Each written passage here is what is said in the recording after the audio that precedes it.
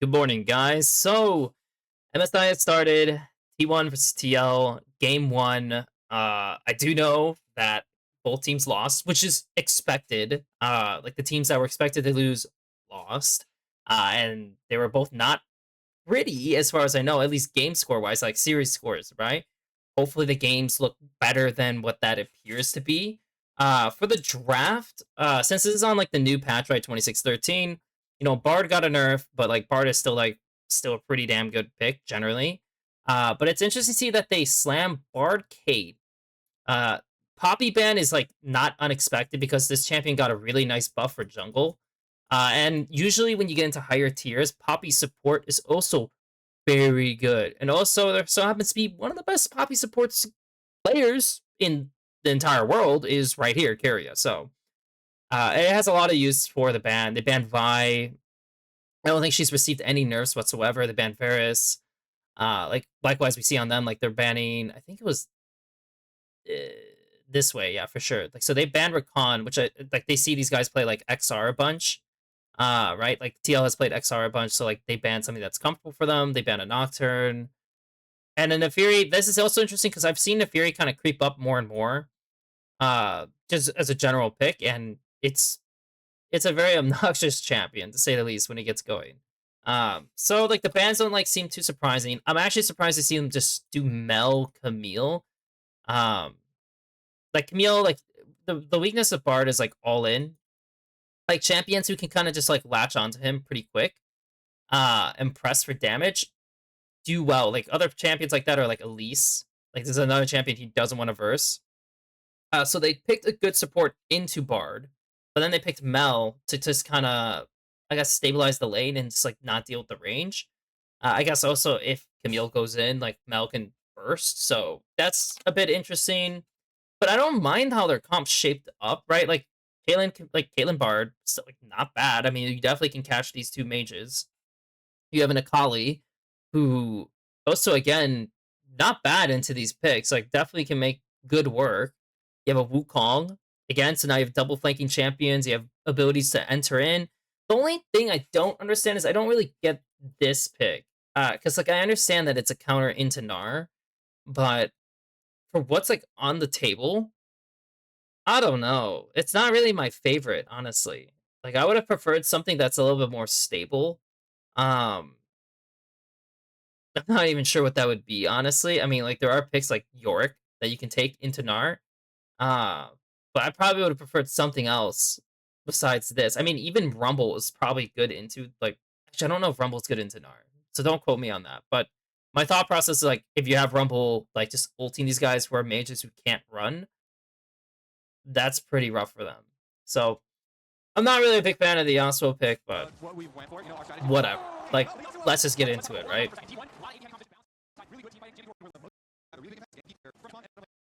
Also, I think one thing I don't necessarily like about the idea of taking Yasuo is just knowing that Morgan has not been having to play like these super carries. Because like that is like a super carry. Like if the Yasuo falls apart, like I don't know what they're gonna do. Um, and it seems like they're prioritizing securing bot rush, so the Camille isn't as potent, and then invading through bot try, which, to be fair, a lot of people don't cover that like zone. So it's a good level 1 scouting by them. And it looks like Jose is gonna be able to get the entire red quadrant, so that's pretty damn good.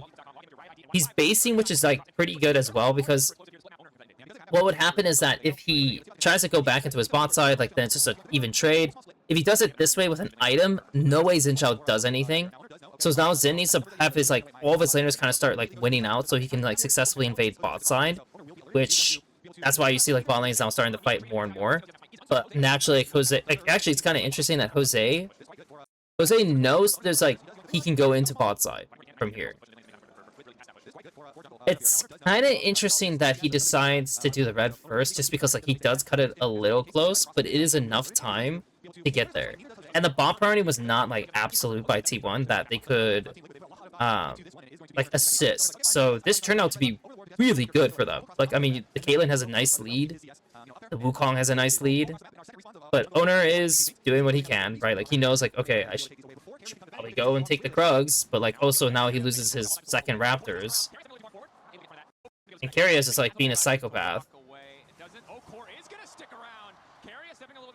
But the fact that he gets out with not burning his flash, like he wasted Bard's time, he wasted some Wukong's time, so generally very good. Now their next like thought process like is their Raptors camp, right? Like that's what owner would want to think to fight, and now he's starting to yeah, he's there, but Bard is there. But this is a fight I don't think they want to take because Camille Zin is like spooky. So let's see what happens.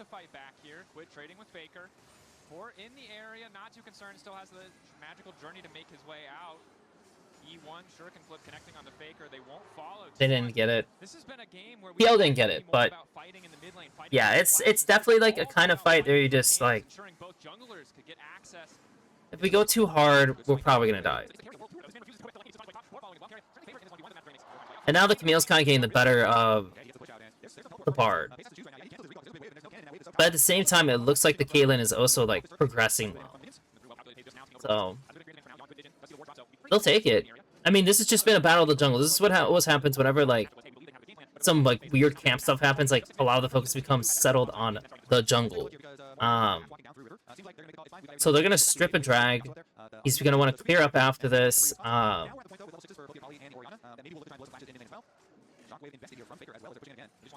They're playing for the second reps again, or not second reps, but it'd be like third or fourth reps. But they're there. And they're also not contesting this because Ori used Shockwave to kind of like just for chip damage on mid.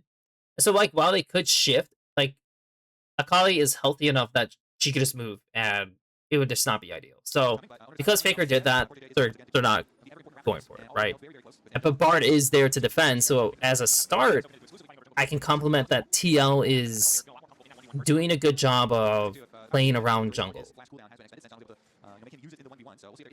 So props to them. Like for a start, I'm very happy actually how they're played.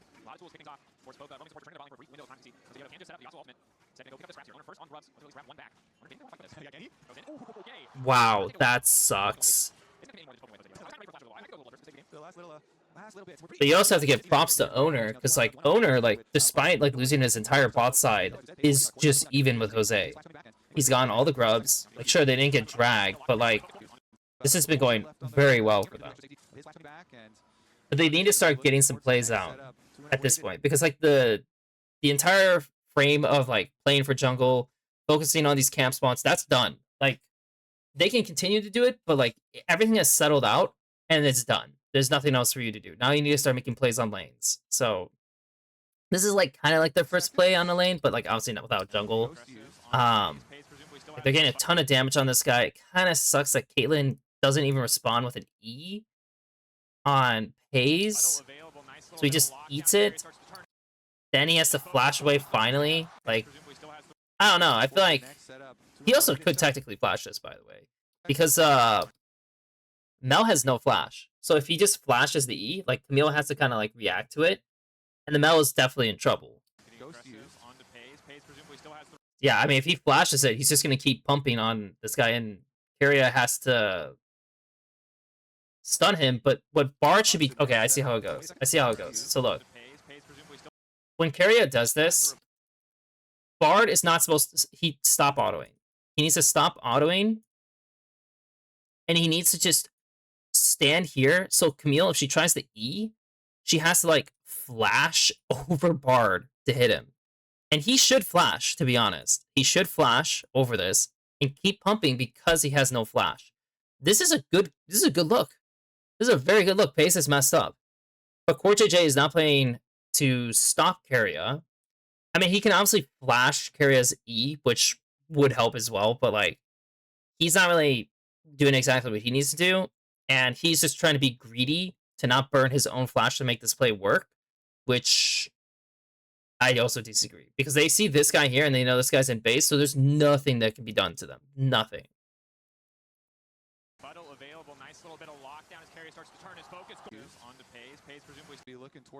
Oh, I actually used his E already, looking into this. So, like, Bard didn't even mess up. Bard literally could just keep walking on this guy. I'm an idiot. I'm actually an idiot. This guy could just keep walking on him. I actually completely forgot that he already used his E. So, yeah, I don't know why Caitlyn doesn't flash. This guy's done. Like, he just has to keep autoing. They both auto, and this guy's dead. No idea what the hell he's doing. Yana actually just botched it so bad. Oh my god.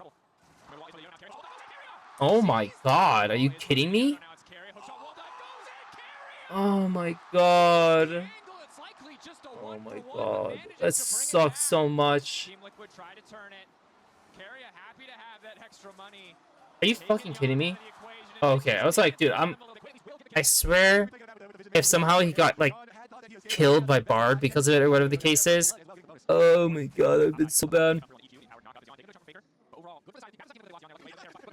Wow. Well, yeah, I mean, this also means that it wasn't just Pace who screwed up. This means Keria screwed up when he used his E the first time. Because it exposed Pace so much. But, yeah. That's really bad. That's really bad. So second drag is coming... Dude, what? Because, like, so the next drag is coming up soon, right? Next drag is coming up. Like, whatever. This play's over. Keria uses Flash. So, like, some of his potency's over. Jose's trying to farm for his Triforce before this happens. Like, the second drag. They're both thinking about the crab. So, like, okay, we're gonna play for the crab. It's, like, fine. But unless that's the goal for Triforce, yeah, he should base and go back to bot. For sure. How does he die? I mean, there's no E. Oh my god, he actually just dies like that. And he gets out. Oh, nice stun. Wow. Oh my god, please do not lose around mid, because right now they can definitely play for... Quid recognizes this is a window of opportunity to try to get something back, but Team Liquid walking away empty-handed. Yeah, shit, we're really playing this hard for the crab. Do not agree with this at all, by the way.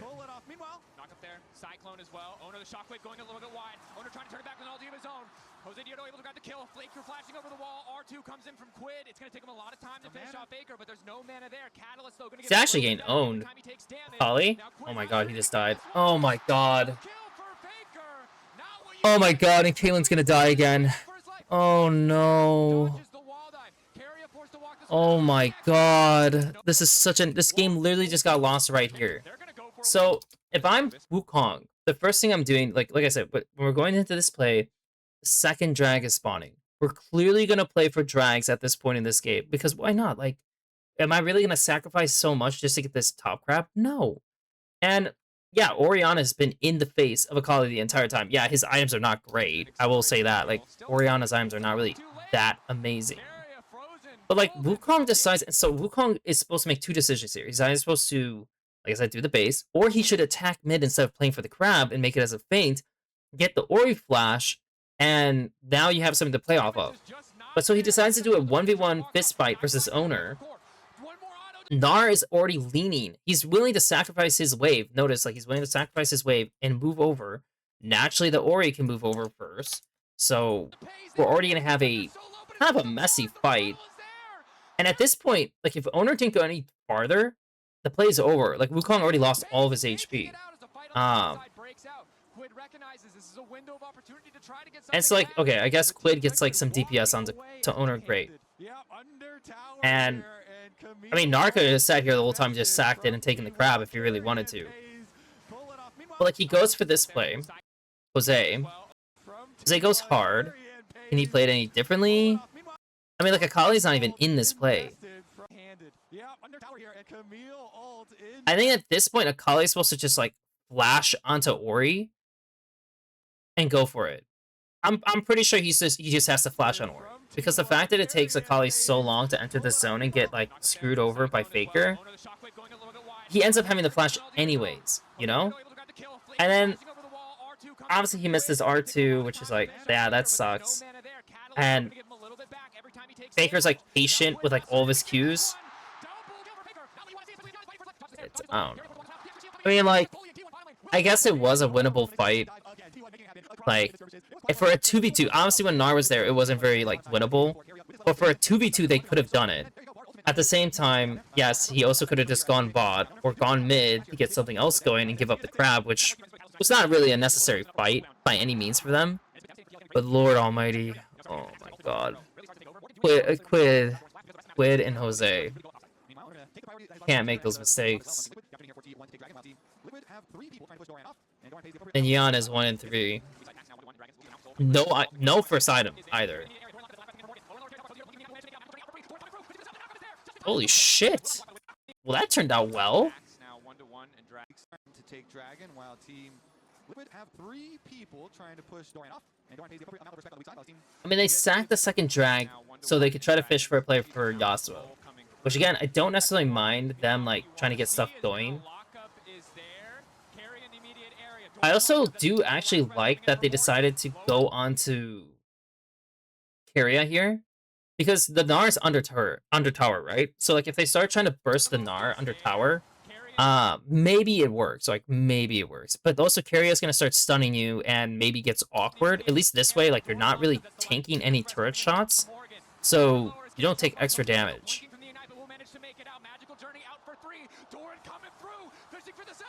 Wait, how did Pace get out of that? No shot. No way.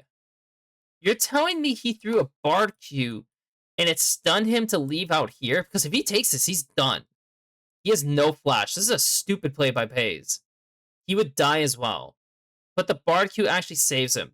I've never seen that. Honestly, I've never seen that. That's crazy. And it actually kills Yasuo because of it. What the fuck? The Quid dying is... God. How is Quid dying, man? I mean, he knows he's 1v1. He knows Xin is bot. He definitely knows Xin is bot. He decides to all-in Faker. Misses his R2. Has no flash. And he dies. That's crazy. Come on, man. Like, your team just made a good play top, and you immediately made a bad play bot. Immediately made a bad play bot. No. This ended up being a waste of time. Though they do zone him a bit. I guess it's not exactly a waste of time. Because by coming out here, they do force him to take a longer base, which does settle for Yasuo to be able to push out more. Obviously, it slows down Xin progressing in, but like on their side, like they have 2 options. They can recover bot with like the Camille and Xin. But like they didn't really like the Camille's already like so established on top side that they're always just gonna play for top. And they're fine slow taking bot because in the end of the day they're getting Herald. So they're like fine with this. And like Mel, dude, actually kind of crazy because after this play, like they see the Krugs, but ideally they should wrap up into mid and at least make the Mel feel kind of scared. Like he wants to take the camps. I get why he wants to do the Krugs, but it's too late now to impact mid. So they're late to mid, so Mel is now escaping while getting the cheater. And then we have Quid trying to impose on Gnar. Ah, dude, this is actually getting so... Oh, man, they're just getting outplayed so hard. Shit. Because Faker has 2 options, right? Faker can go back bot without TP, and he risks getting dove. He risks... Well, I mean, he doesn't have his shockwave, so, like, if he doesn't have shockwave, he might not even be able to delete the wave. But if he TP's top, because they're already well established, they know Wukong's not there. They know Bar's not there. Nobody can answer this. Yasuo TP'd bot. So whoever goes top is alone. Akali still has no flash. She has no R. So they just say, screw it. We're just going to go straight up and we're just going to go kill you. Quid is not really thinking that like he's in danger at all. And he just dies. So now, like, while the Yasuo did benefit by getting the full turret, you know, he gets, like, farm. The reality is, it's just a way better play for T1 because they just killed Akali again. Akali's now down 40 CS. And if you look at on TL's side, like, okay, well, he died. And, like, we want to defend our Raptors camps, but, like, that play's over, so I guess we're going to go back on the bot side. But naturally, who's going to be pivoting towards that? It's T1, right? Like, so Camille's here. FaZe is literally in their face cheating another wave. Like, seriously, he's like Wukong honestly, like Wukong should be here. They should be able to portal. They need a Bardar. They need to play on him. Like, he has no flash, by the way. No flash. Even though you don't see Xin, you don't see Camille, they don't have TPs. The TPs are down. You just need to try it. Fuck it. Get something going. Like, by doing the wolves into Gromp, I mean, like, they don't feel confident enough to just do this as 2. So look at this.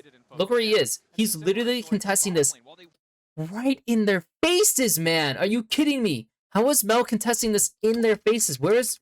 Did they track Camille? Yeah. They know Camille's like... They know Camille is less than 50... She's less than half HP. There's no way she's gonna be on mid. There's no way she will be on mid on time if this guy contests this way. Like, yeah, the Mel doesn't have to contest this way, but you have the ward kind of showing her the entire time. So... That's crazy, dude. Even if Xin is there, you take that fight, always. That's crazy. That is actually...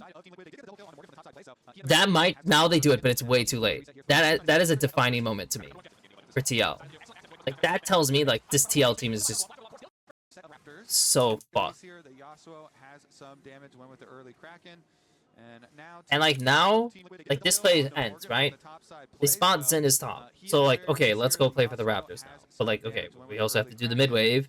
But sure, let's try to accelerate this. Yasuo's not involved in this play because he wants a base.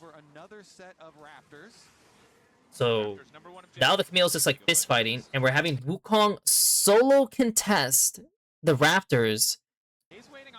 What are we doing? I'm like, what is TL doing here? Why are we having Wukong solo contest the Raptors, burning his flash, lost Bard flash? Like, are you serious? I have no idea what the hell TL's doing. Damn, just got so...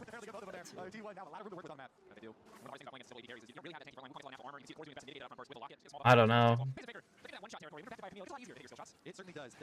I actually feel like TL just has no idea what the hell... Has absolutely no clue on how to approach this game at this point. Because now they're leading into Yasuo, who's 2-1, right? Caitlyn's not going to do anything. Caitlyn cannot even contest the next wave, right? Like, they have an inside track on Caitlyn. He walks in, instead of like, you know, I don't know why you would contest this, because like, why would you try to do this 1v whatever? He should just stand here and see what happens. And then as these guys roll up, then he goes in. Why does he go in early? Like, okay, if they want to go bring like Yasuo, go through Yasuo and bring Yasuo to mid, but of course the mid wave will already be dead, so it's like, it's not really beneficial whatsoever for them. Which means that they're probably making a overload side play and then hoping they don't, like, T1 does not attack mid, because if they attack mid then Caitlyn's dead. But the way Caitlyn dies is like just so egregious, because it's like, of all the things to die from, it's you really just walking up mid, not dying under turret, just walking up it. So now they're responding with everyone. Now Yasuo has to cover mid, but now this means Nara's going to shove out bot. So that sucks.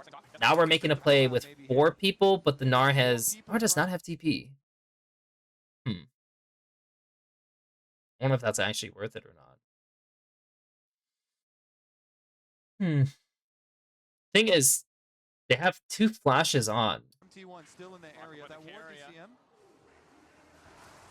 Let's find out. I mean, the Ori's gonna have yeah, I mean, the Ori's insane angle, but looking for the last breath. Rebuttal from Pace doesn't block a whole lot of damage, so maybe they can turn it back with Pace. The flash out. How did they play this? So Jose goes in. There you go. Starts things off. Jose has no flash because of the other situation. So Jose goes in. Owner, funny enough, the owner R, like he does need to do it. It's just kind of funny how like it just so happens to just do a perfect angle. But notice what Quid does. Quid has flash. He hits the E. Explain to me why Quid is trying to kill Keria. This actually turned out better than I thought, only because the Wukong R just somehow landed on the 2 primary carries you need to hit, which is a miracle. This is literally a miracle situation. And the second I see this, like, okay, take the E. That's fine. Also, to be honest, though, he should not be throwing his E at Keria. Like, I don't know why he's doing that. things off. If he wants to toss it at owner, that's not bad. Carrier, like, who cares? So he tossed it on Carrier, whatever. Takes it. Explain to me why he's not instantly looking to R and go on these guys. Because this is amazing. This is actually an amazing fight for them all of a sudden. Look what he's doing! He's just killing Kyria! Oh my god, someone honestly, like, this guy, dude. I don't know. I actually don't. I'm back straight to my, I don't know what the hell's going on. That was so egregious by Quid. He is completely into this game.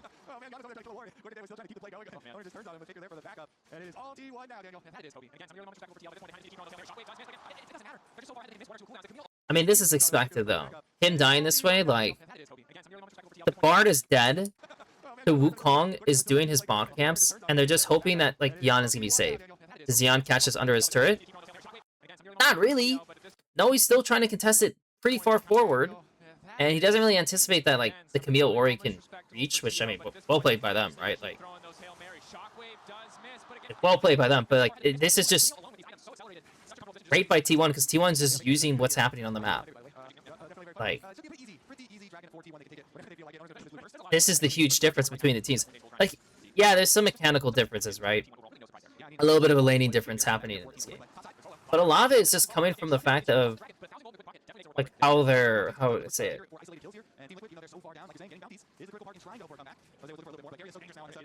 A lot of it's just coming from T1 having a better idea on where to attack on the map.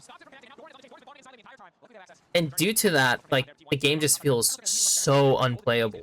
Which is what, like, you know, what I expected for what to happen. Like, T1 is just one of the best, like, teams from LCK, especially, who knows how to accelerate games and play in messy situations. Because, like, a lot of players will say, like, they get dizzy from, like, the game not becoming straightforward, but yeah, it happens. Like, sometimes people are just dying a bunch, or, like, some flashes are going down, and now you have to figure out, like, what the hell to do.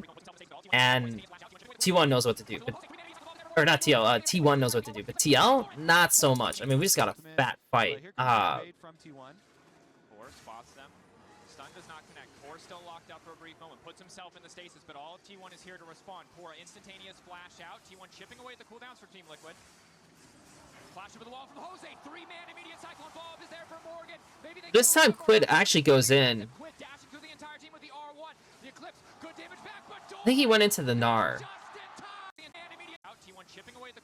Is the only problem with this fight is, like, look how T1 starts this. So T1 initiates on Core JJ. Technically, with these two here, like, Quid wants to go in, right? Quid wants to go in, and, you know, we have Flash on Jose, and, like, he kind of needs to go in a way and to buy time. That way, like, Carrier, who's here, like, you know, like, if he's distracting these two in a 1v2, then he can play farther up, right?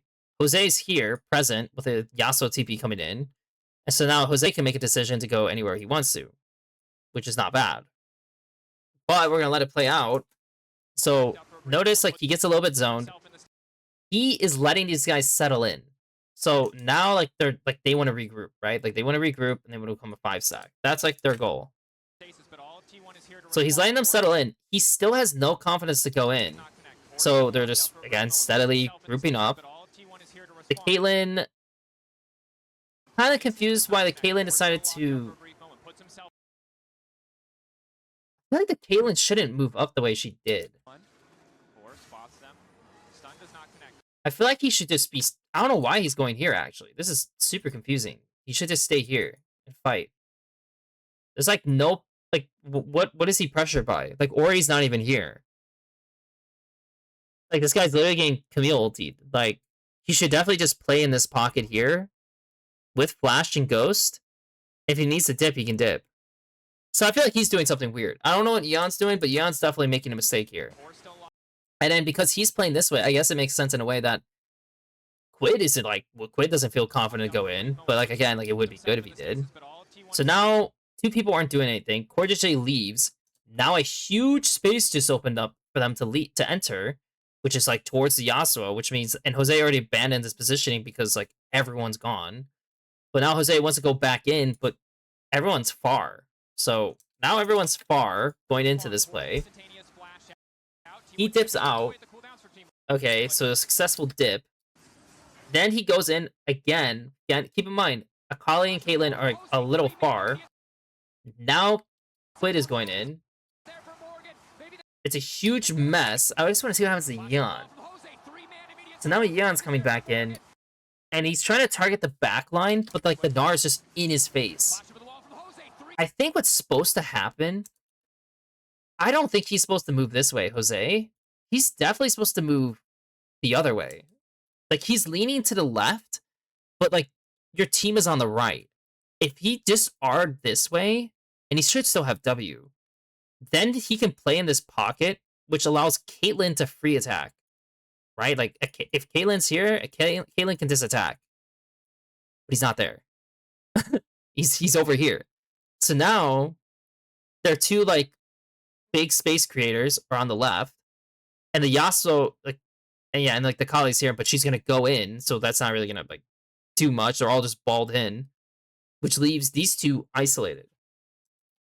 Because look, let's see how the Wukong does. Look, dude, he W's away. He completely screwed himself. So now Gnar's like, okay, well, I mean, like, I guess I'm gonna leave it to you guys to handle this. I'm gonna 1v2, and by pushing these guys out, I mean, yeah, it's just three melee characters trying to fight an Ori, a Xin. This looks terrible. Like, you know, luckily enough, they do have Zonias to kind of like get out of this. Ori also has Archangels, Seraph, so like she's like fine. And so like he shoved this guy out. And then the Gnar, dude, honestly, Doran did play this very well because for Doran, after this settled, not only did he shove the dual lane away, but then he got his Mega at a great timing and just slammed them.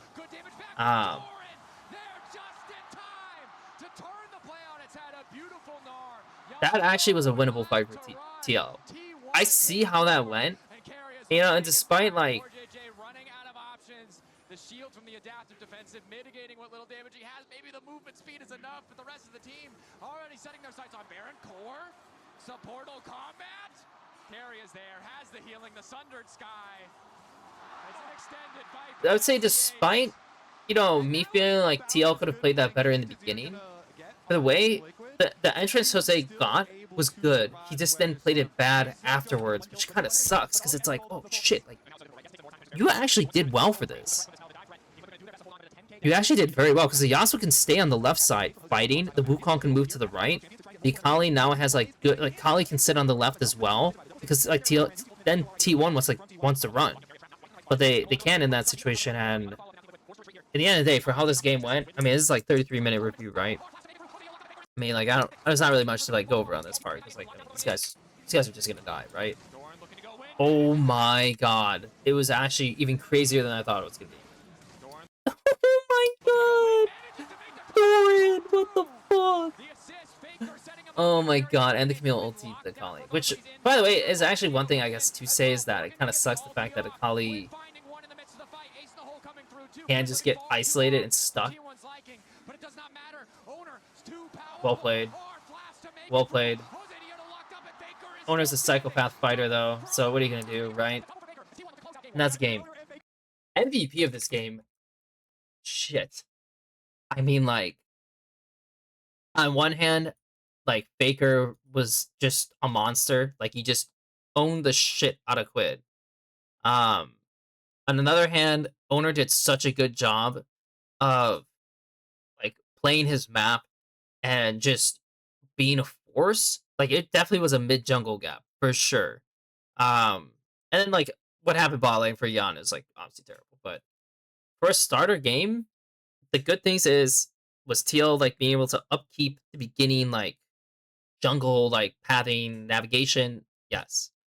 And then they just steadily kind of took, well, not even, like, it wasn't necessarily even, like, the worst fights to take. It's just their ability to, like, actually team fight it, like execute it, was not there. And since they failed those executions, the game just kind of exploded. And then they're also slow to identify where T1 would move based on what they're doing by like TL's doing. And that also further pushed them back. And I hopefully the next games are better. But yeah, this it really does show a stark difference in their abilities.